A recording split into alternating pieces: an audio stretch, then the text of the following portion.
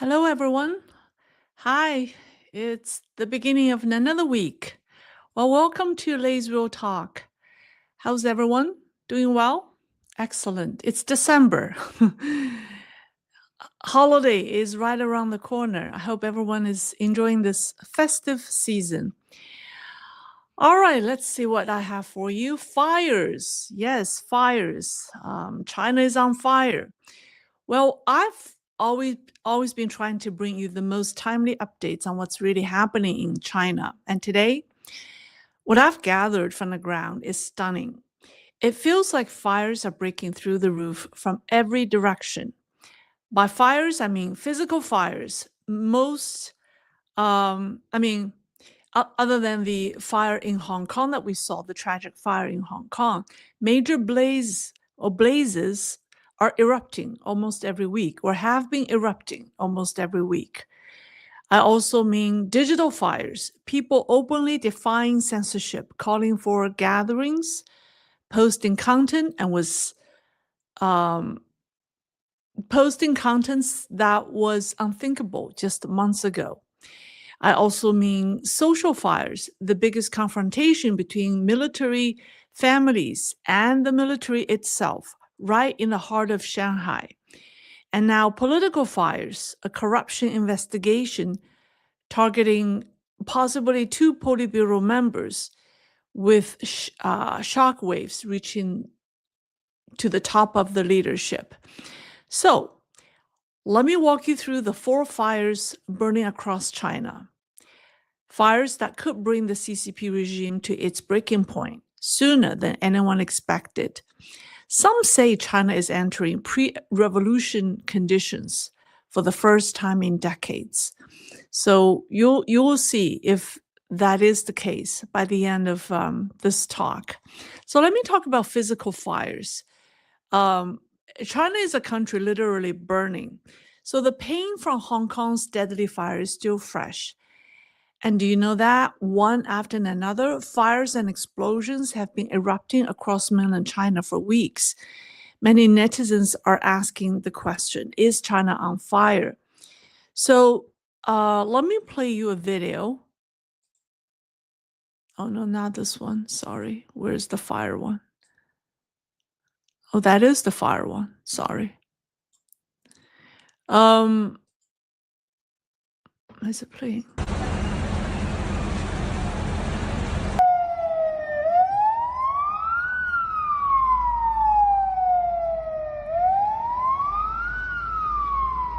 So I asked Chris to add the location and then the 还在报， time. 看到没？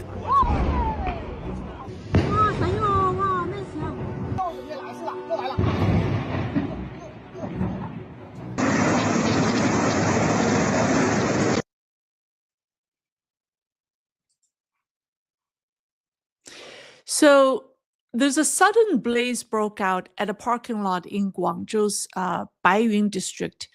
So videos show the night sky glowing red, and it lit up by repeated explosions. That's the explosion that you heard.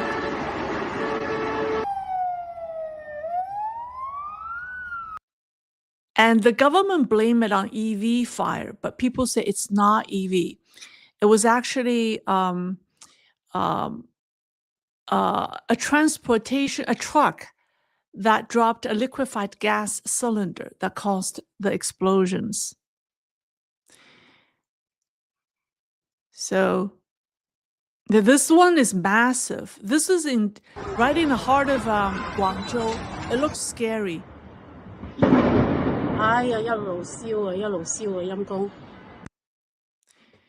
Okay, so except the one that's marked March 2025, all the fires that you saw in this video were from November and December. And I do not think this is a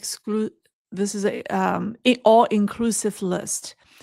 So there are other fires that we probably have missed, but these are the most viral fires that we gathered.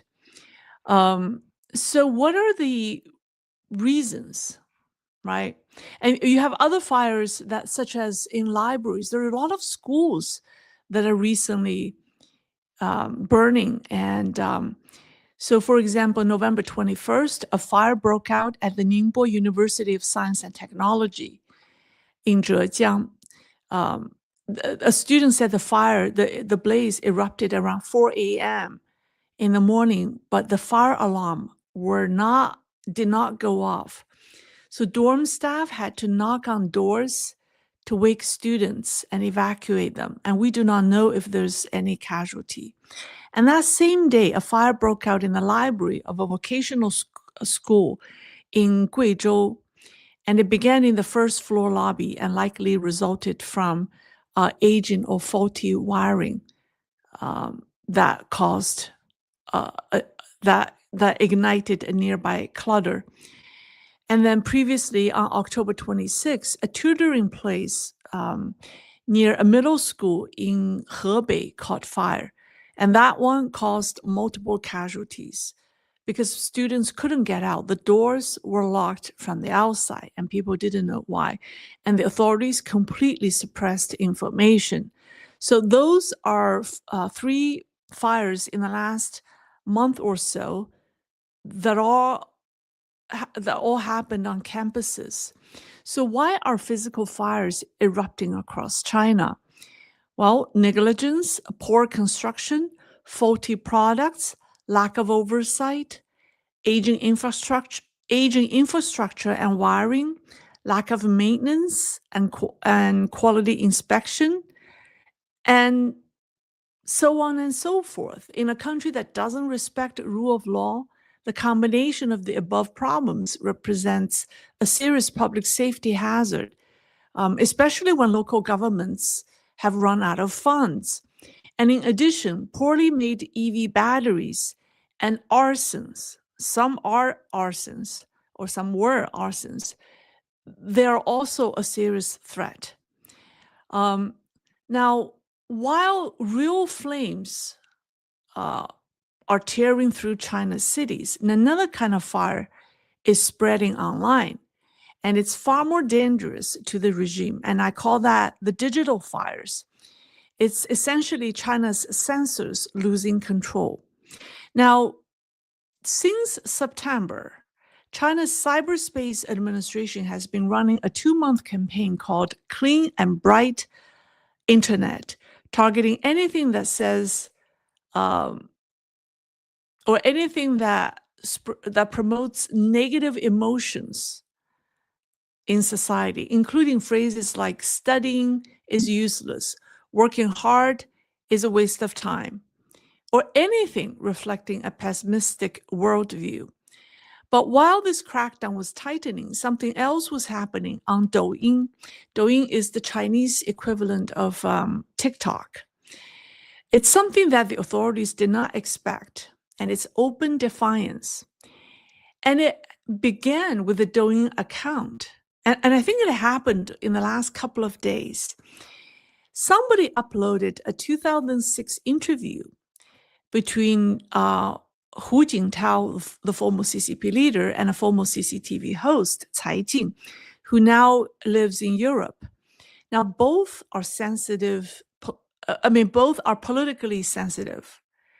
The fact that the video circulated freely was seen as a major signal that something was off.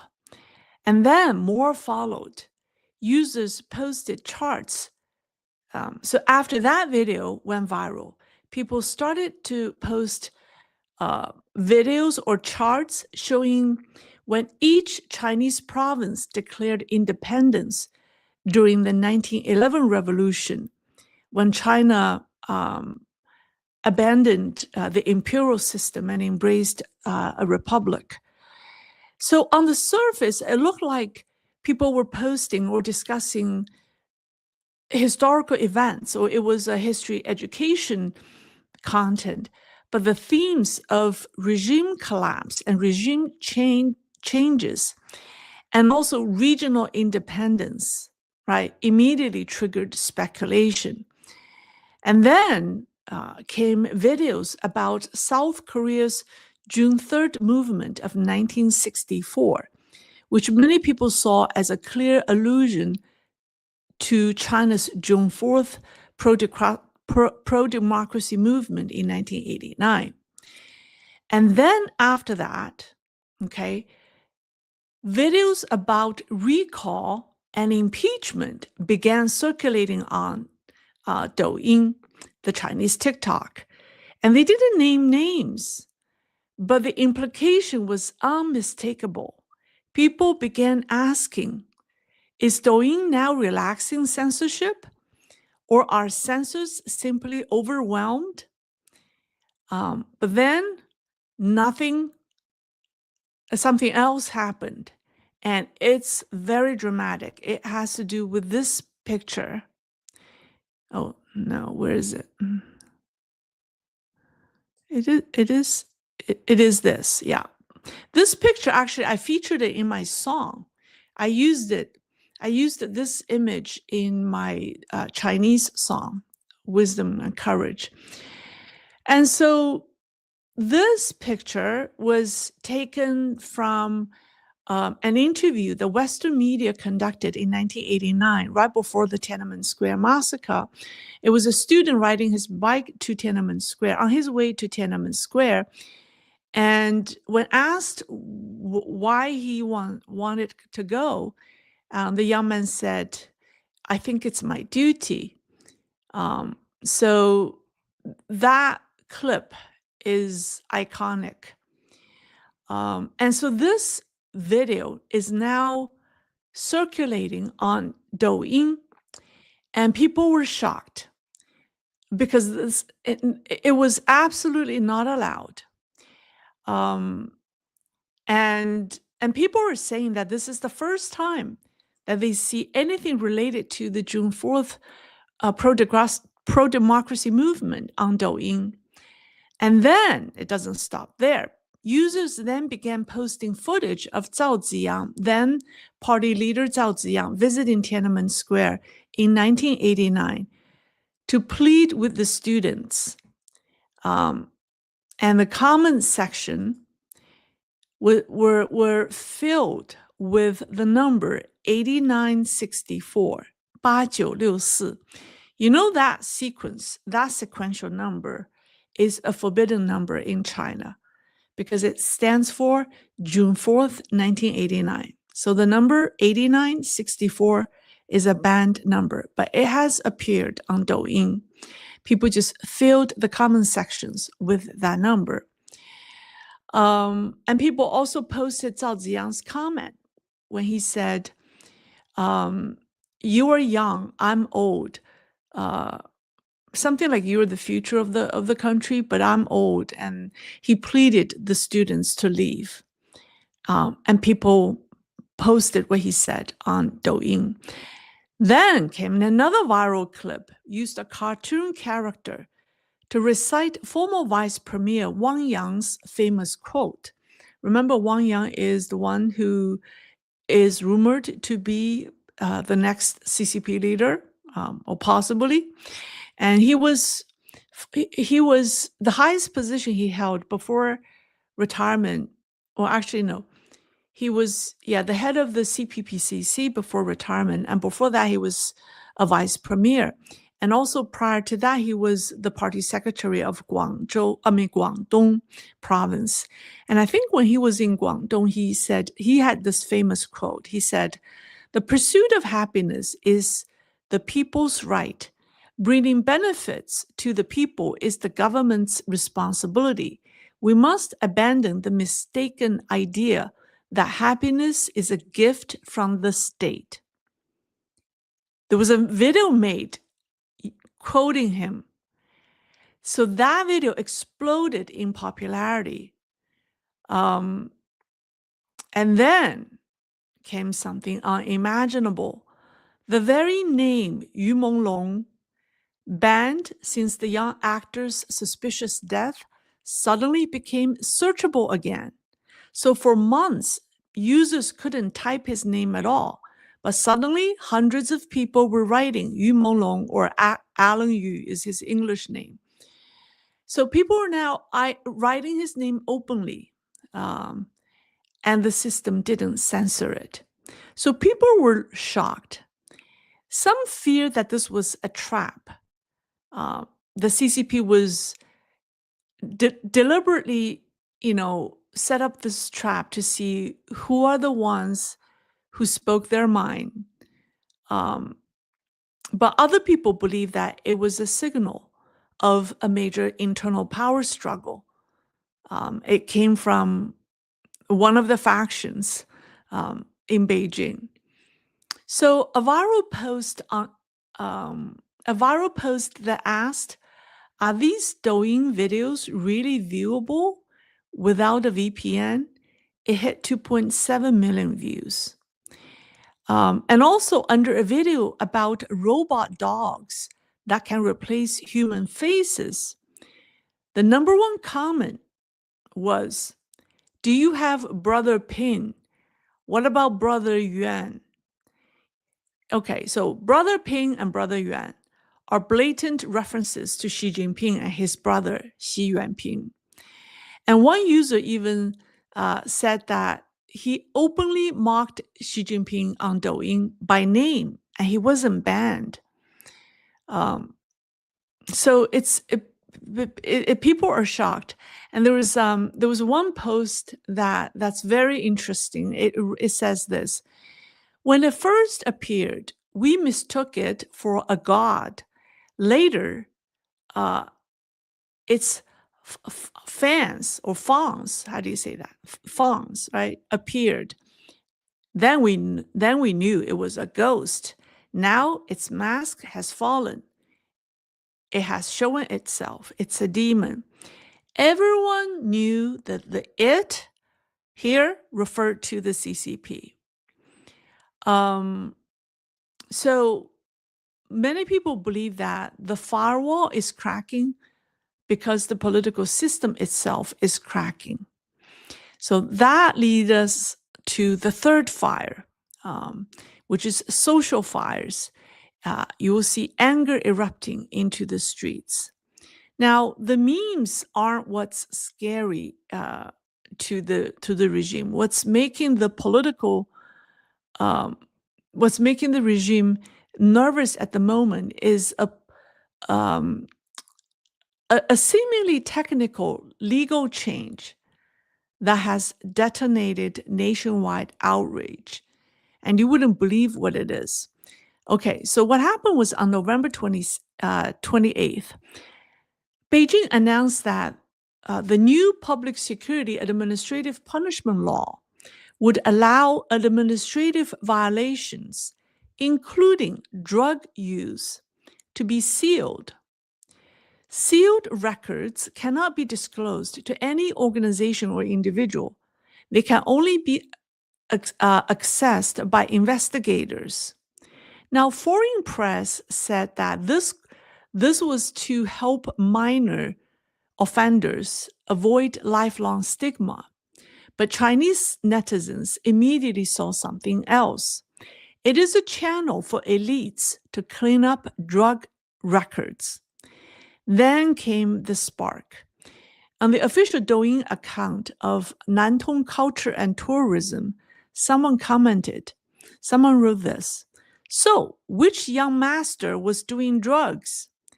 That single line detonated public opinion. It openly hinted at that. It openly hinted at what everyone was already thinking. This law was designed to protect a princeling, a young master. And that account that made this comment gained 1 million followers overnight. Yes.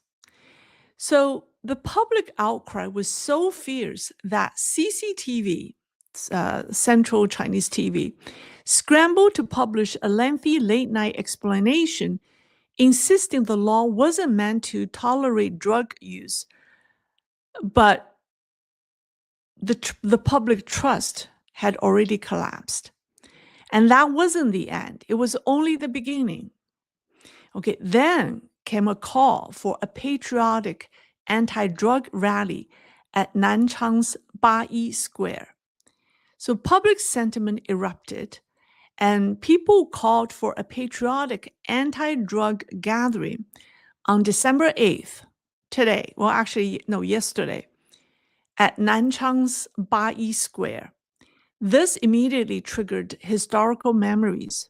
The name Bayi refers to August 1st, 1927. The CCP's armed uprising against the nationalist government in Nanchang, the event that marked the birth of the CCP's own armed forces, the PLA. That's also the name of the square. So when people proposed gathering there, a place symbolizing rebellion and military defection, authorities panicked. On the night of December 7th, universities in Nanchang and nearby cities suddenly conducted roll calls and dorm inspections. Counselors ordered, nobody leaves campus tomorrow. Absolutely no one goes near Bayi Square. By dawn, police sealed off the entire area. Roads were shut. Public transportation avoided the square. Plainclothes and uniformed officers swarmed the site. So, an anti-drug public rally that never even began was treated like a major national security threat. And while Nanchang represents a movement shut down before it could start, Shanghai shows a deeper rupture. So now let's talk about the military community itself is turning against the system. It happened at Shanghai's Naval Family Compound. It happened on December the 5th. So videos circulated showing fierce clashes at the Navy Base Family Compound in Shanghai's Hongkou district. It's downtown Shanghai. It's not in the suburbs. Police and active duty troops were deployed to suppress protesting veterans and their families. Residents said welfare housing earned through decades of service is now being forcibly reclaimed. And so people are protesting that. And then the water and electricity were cut by the authorities. Some doors were welded shut.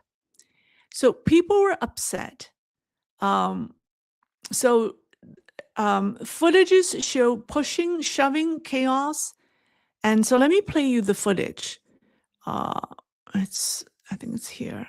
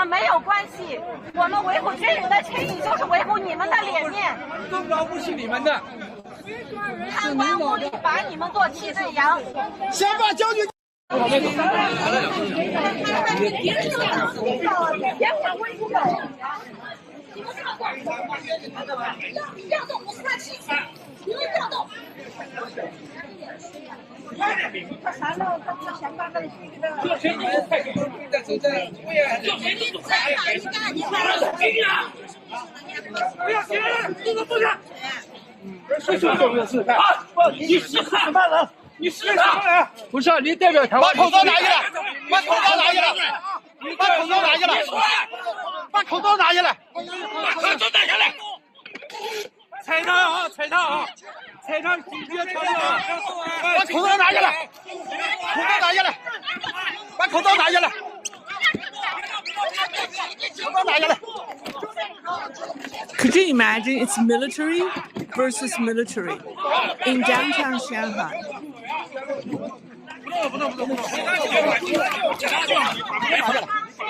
不要脸！不要脸！不要脸！把脸！ These are not 你们战士 police. 都是好战士，我知道的，对不对？我再重申一遍啊！你们面对的是我们共和国的军人，是你们的前辈。你们这样对共和军人，任何国家都没有的，啊，太过分了！你们这帮保安是谁？你们这些小战士千万要自爱，不要做坏人的气氛羊，千万不要挡在坏人的前面。他们的这现役军人怎么都压在后面？都他妈走投无归。这是现役军人，后面是黑保安。哪里啊？这是现役军人，看后面黑保安在后面。现役军人什么单位的？欺负坏人党队。不要戴口罩。为了他们的个人私利，你们假如光明正大就不要戴口罩。让你们来对抗老兵，你们千万不要。这个视频会在全国公开的啊！公开，不要公开，过分了，他娘的，这叫什么？这他们是谁？他们是谁？哎，好了，不要打了，你们这小战士不要。我们人进去了，啊，把人放出来，把人放出来，把人放出来，喂，把人放出来，把人放出你们来，这些小战士不要接受坏人的欺骗，快把老兵放出来。Okay, that's pretty much it. But you see that what's interesting is it's retired officers, military servicemen, confronting active duty servicemen. So these are actually military personnel dressed up as police. So these people kept talking to these young soldiers, saying things like, don't become accomplices of corrupt officials. They're using you as scapegoats. Take care of yourselves. Don't stand in front of the bad guys, protecting them. And they're saying it's too much. And there's even another resident that who laid on the ground to block police vehicles.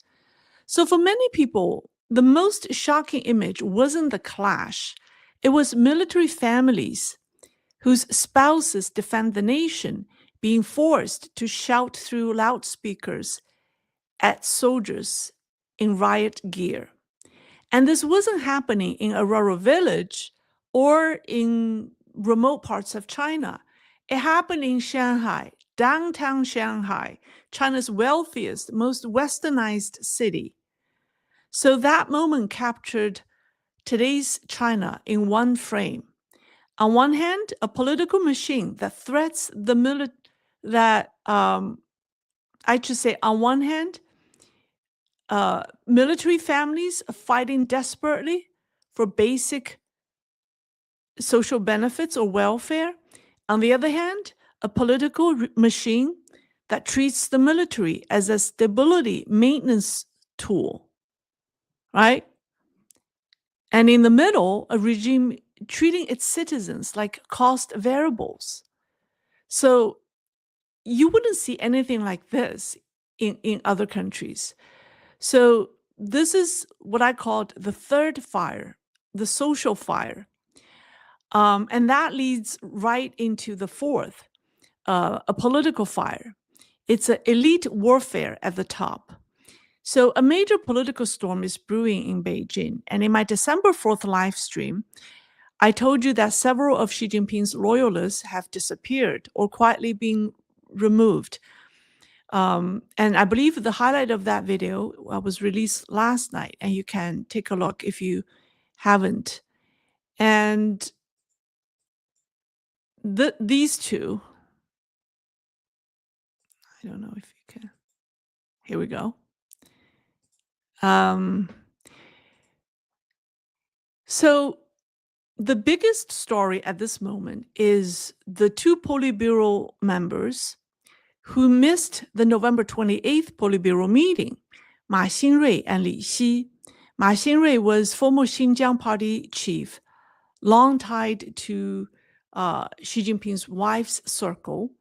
Li Xi is the Politburo Standing Committee member in charge of China's anti-corruption system. CCTV footage clearly showed they were absent from the 24-person meeting. Then yesterday, the Politburo met again. Xinhua reported it, but issued no visuals.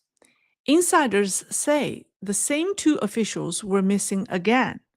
Now, two Politburo meetings held within 10 days, with two high-ranking members missing both times.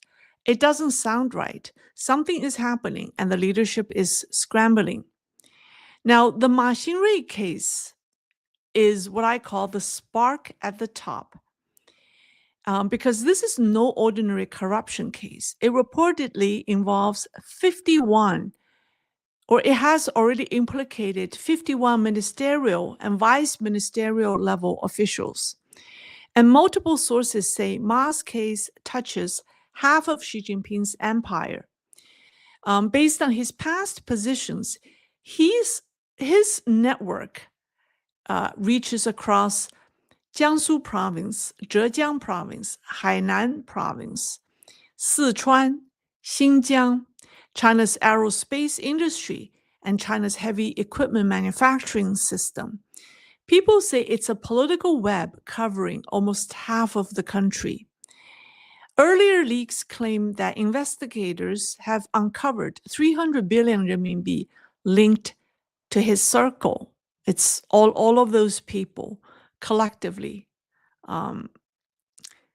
have embezzled that much money. I mean, this may not be the end of it. And the connections run straight into the elite wives faction, because these two men's wives work with each other in business projects based in Hong Kong. And the two of them have jointly extracted at least 20 billion renminbi. And Li Xi's wife is very close to Peng Liyuan's wife. Actually, both wives are close to Madame Xi, and they're described as part of the same tight wife's circle. And so what happened, here's how the scheme worked.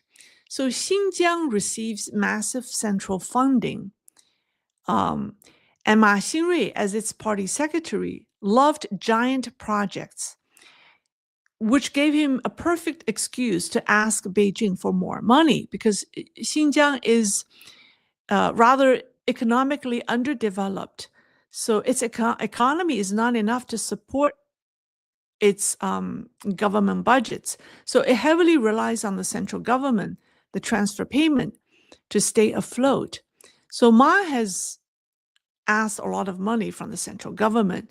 Then he and his subordinates bypassed the Xinjiang Finance Department and diverted huge sums by labeling them project initiation fees. Those funds went to companies controlled by their own proxies, which then funneled through private pockets, and including those connected to Xi Jinping's wife and Li Xi's family and Ma Xinrui's family. Now, here's one problem. The CCDI, Central Commission of Discipline Inspection, CCDI monitors transfer payments closely. So one insider puts it this way. He said, Ma Xinrui had to drag Li Xi, the head of CCDI, into the water. Once Li Xi, the head of anti-corruption, becomes implicated, the CCDI becomes toothless. Oversight collapse, and the watchdog becomes the suspect.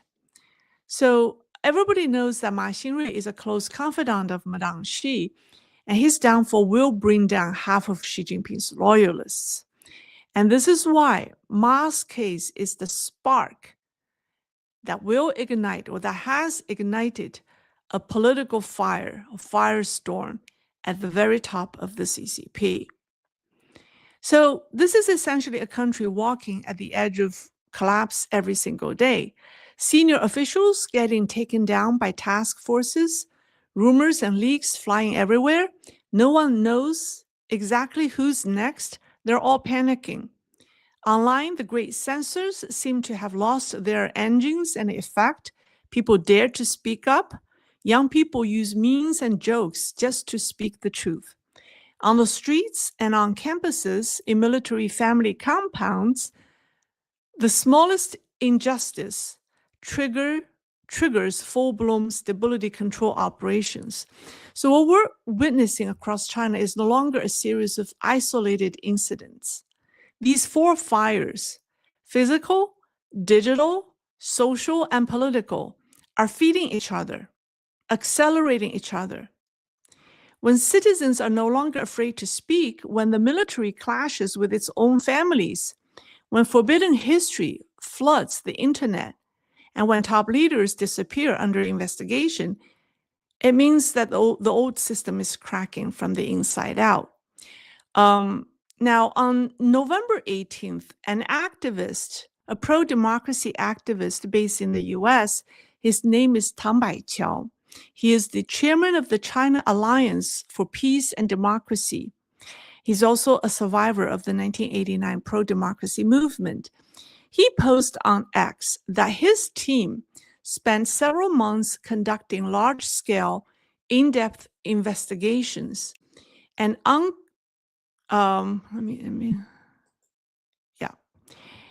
and it's undercover. They've conducted undercover interviews across multiple provinces and cities. And here are some of the findings he shared. Most people are now unhappy with the current regime. The dissatisfaction is stronger in cities, especially in China's large first and second tier cities. Young people under 30 are the angriest. Nearly 80% of them are angry.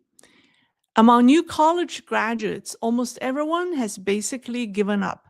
They're either lying flat or openly saying we're the last generation, meaning they don't plan to marry or have children. Some people even say a quiet slogan is spreading among the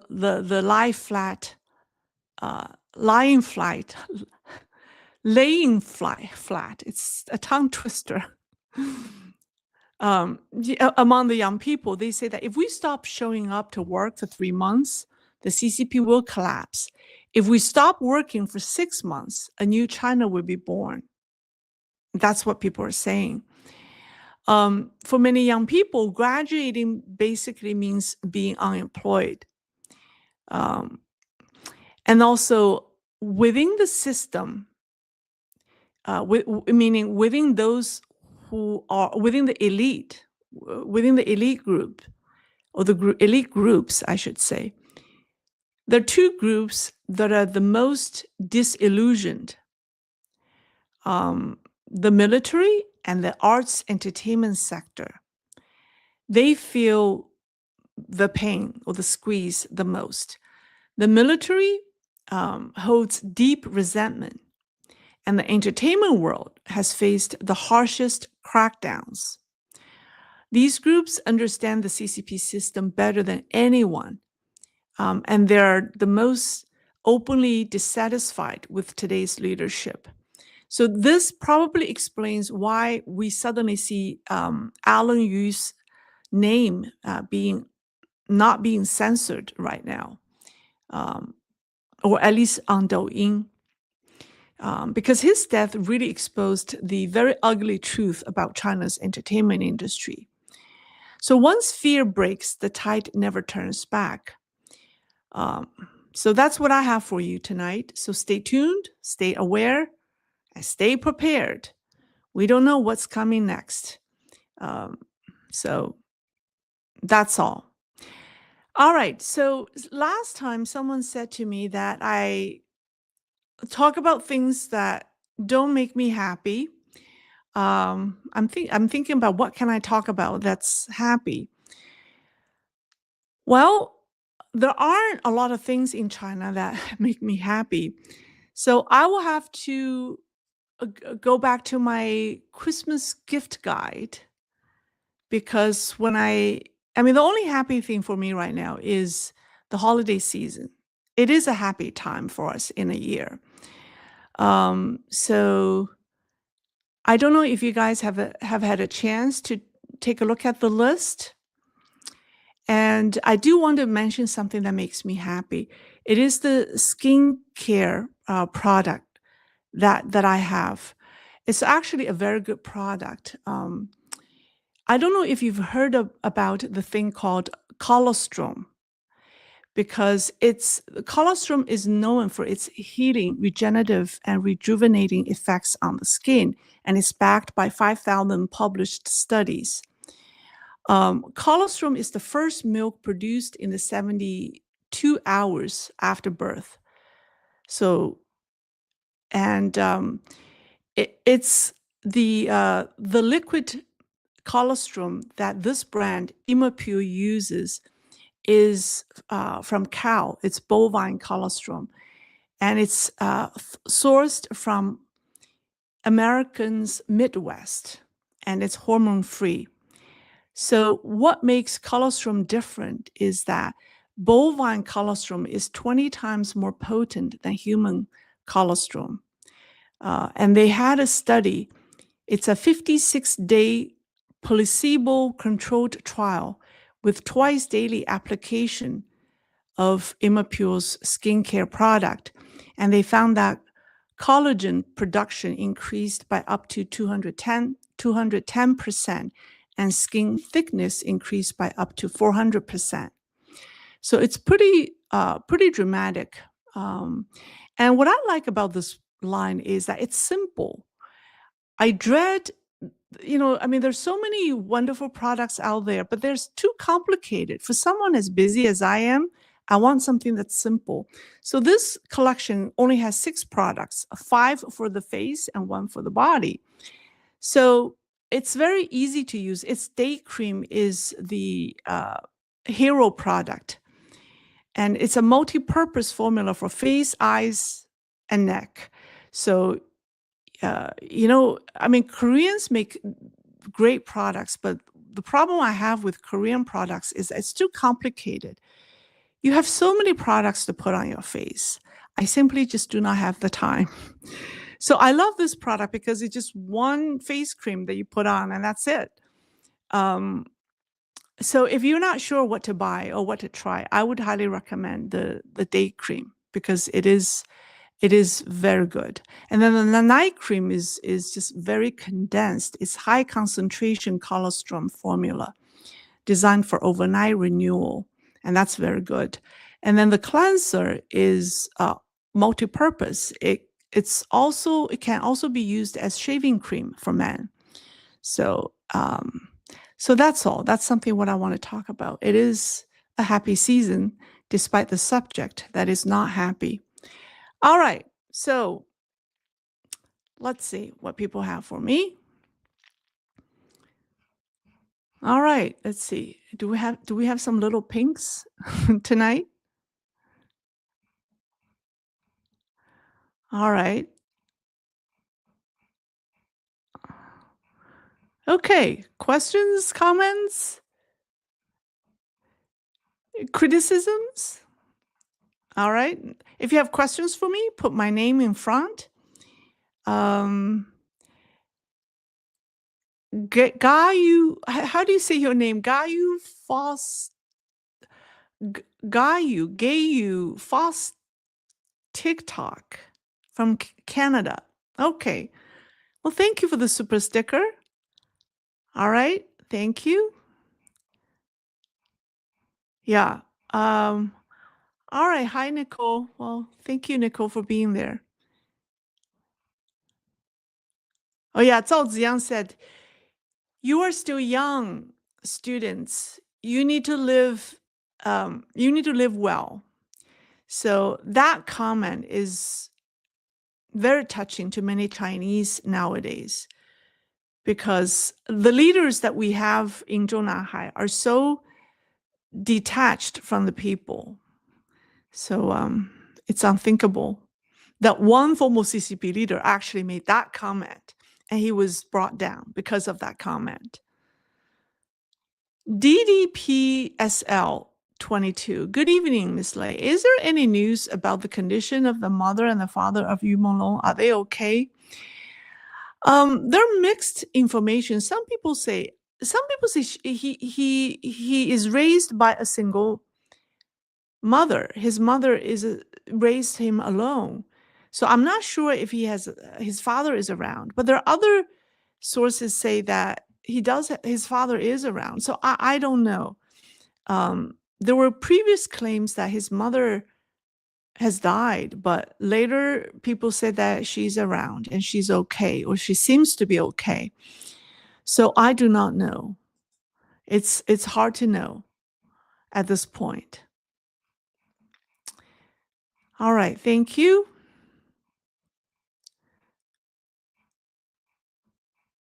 Okay, no question, no comments. All right, Nicole, Christmas. Oh yeah, Nicole just copied the Christmas guide here. All right. I must tell you, I don't get a commission for everything I listed. Some are just pure love of the product. So some I do get a commission. Some, not everyone I do. I chose this because I truly stand by the value that they offer. And I don't do sponsorship throughout the year. So I felt like this is the holiday season. They can be a little commercial during the holiday season since everyone is shopping for gifts. Anyways, so that's why I do the product talk at the end. All right. Louis Raymond. Thank you, Louis. All right. Okay. You are Kunlefukar. Okay, that's not addressed to me. All right. I think I reached the end. No? Okay, here's a question from Peter CM8VI. What is the sun protection factor of the day cream? It does not have a SPF factor. You would have to wear SPF sun protection separately. It doesn't have a SPF protection, but good question. All right. D. Bomberger Lay, is China really this lost? CCP doesn't realize what it's done to the population. These people have been so corrupt and greedy that have they created their own demise? You're right. They're so corrupt and greedy that they have created their own demise. That's why people say Xi Jinping is actually the West's best buddy, because he's doing everything he can to bring down the regime. So let's keep him there. Do not replace him with anyone else, because nobody is as destructive as he is. So what's wrong with having him around? I don't disagree with that view, although I think there are other plans or a better way to transition China into a democracy or a better governance, because whatever he's doing to the Chinese people is painful. Yes, he's bringing down the regime from within, but people suffer. And that's what I do not want to see. Okay, here's a question. Okay, Lei, do you think we may finally find out what corruption the Vatican and Xi have cooked up to destroy the Catholic Church? We need to know what the money went to. I hate secrets. It needs to stop. Someone has asked me that. A Catholic friend of mine asked me about that, but I haven't found anything that I think that's substantial enough to make a program. But I'm sure there are other people who have access to information or more crucial information than I do. All right. Seek the truth. Has Li Xi missed another important meeting? An update on him? Yes. Allegedly, well, the first absence is actually documented by CCTV, because we could tell from the footage that he's not there, because they're seated not alphabetically, they're seated according to the number of strokes of their last name. So people can tell who's there, who's not. They have seating arrangements. The meeting that happened yesterday, there's an announcement about the meeting, but there's no visuals offered. So we can't tell from the visuals who was there. But people who, more than one source has said that they missed the meeting again. Both Li Xi and Ma Xingrui, missed the meeting. Yeah. Although that's not confirmed.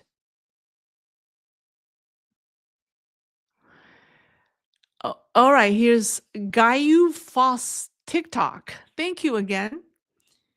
All right, from Nelly Gentry 7343. Do you think we may finally find out what corruption the Vatican and Xi have cooked up to destroy Catholic Church? We need to know what the money. Like I said, I was asked that question years ago by a Catholic friend of mine, but I looked, but I didn't find enough information that can help me make a program to talk up to discuss the subject.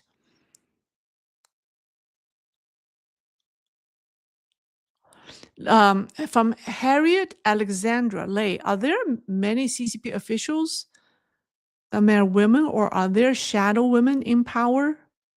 What do you mean shadow women? The hand that rocks the cradle rocks the world. Their wives. I think the CCP officials' wives are super powerful. Yeah.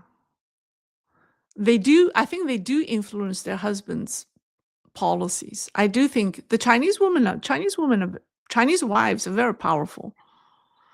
But whether or not their husbands listen to them is another story. But they are very powerful.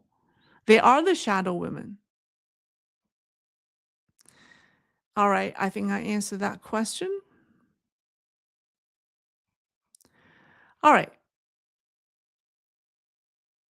All right, that's all. Oh, here's a question.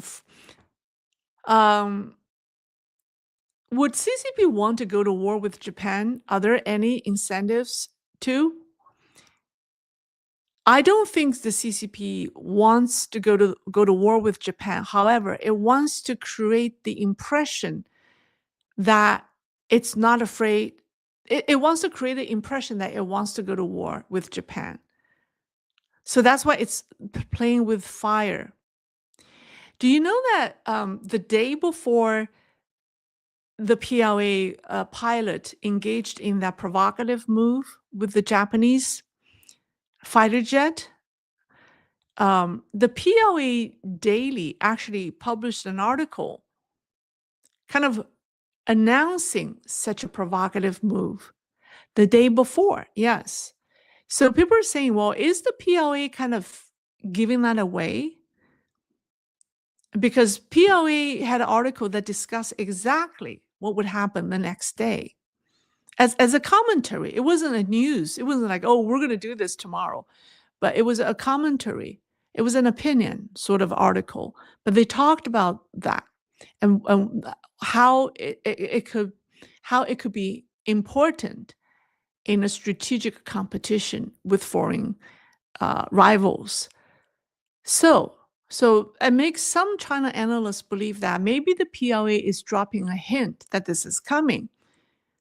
That's what I think the West needs to study the PLA Daily very carefully every day,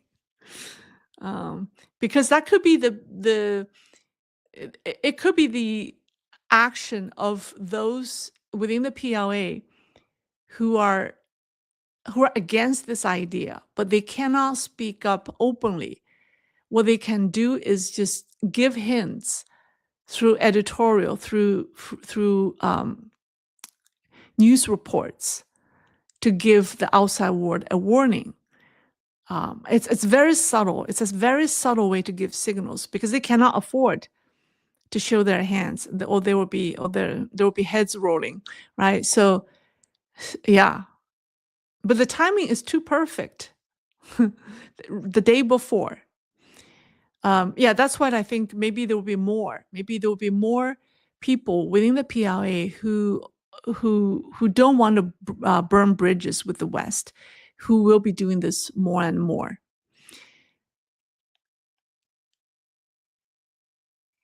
Okay, I think that will be all. It's been an hour.